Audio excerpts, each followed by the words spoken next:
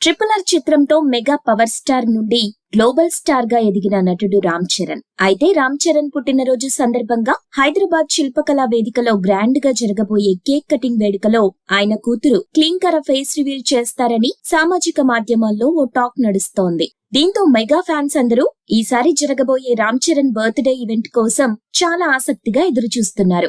ఇదిలా ఉండగా మరోవైపు రామ్ చరణ్ బర్త్డే సందర్భంగా నిర్మాత దిల్ రాజు గేమ్ చేంజర్ చిత్రం నుండి జరగండి అనే ఫస్ట్ సాంగ్ ను రిలీజ్ చేయనున్నారు.